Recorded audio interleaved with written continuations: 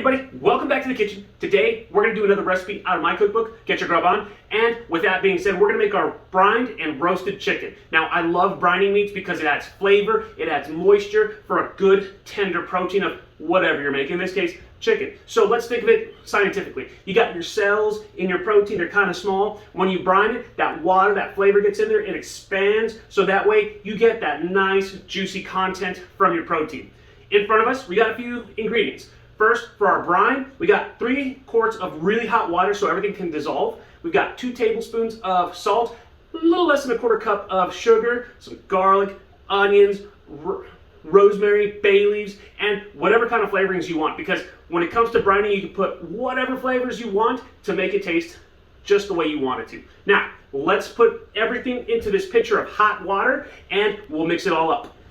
And we're just going to mix this all up together, put everything into this pitcher, whisk it up, and we're going to let this cool down because you don't want to throw a cold protein into a hot brine.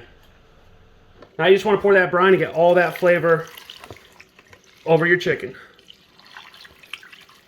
Now we're going to let this sit in the refrigerator for about 2 to 6 hours. You can let it go overnight depending on how much time you got, but that's what we're going to do. All right, next what we're going to do is drain off this water and let this air dry for about 20 minutes. We'll preheat our oven to 425 and go from there. All you're going to want to do is just pat it dry with a paper towel, and then we're going to season this all over and put our onions and herbs in the bottom of this pan.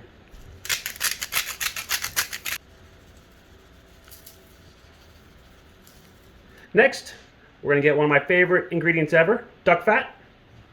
And we're just going to stuff a good little glob between the skin and the breasts. And if you want to add butter, bacon grease, whatever you really want. And we're going to kind of spread that all around. We're going to flip this over so we can get our chicken ready to start roasting. We're going to roast it for 20 minutes at 425. We're going to flip it over and then we're going to let it cook for another 30 minutes or so. So let's get this in the oven. We're starting to get that crust, that crispiness on the outside. And so we're going to flip this over.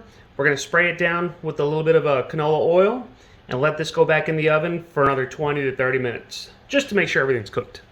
Our chicken is looking beautiful. It's temping out at about 160 degrees.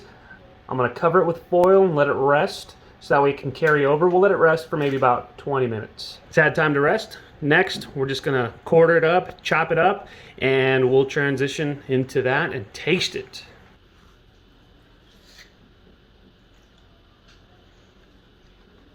All right, we've cut up our chicken. It's time to taste it. We're going to go with a piece of chicken breast, which usually dries out pretty easily. So that's juicy, that's tender. Wow, that chicken is juicy, it's tender, and more importantly, it's delicious. Now, another successful recipe out of my cookbook, Get Your Grub On. So go to chefstevengonzalez.com, pick up your copy today. Now, you can make an excellent chicken dinner. You can use it for salad. You can use it for rice, vegetables, whatever you really want. But overall, I really like this recipe. Anyways, hope you learned something today.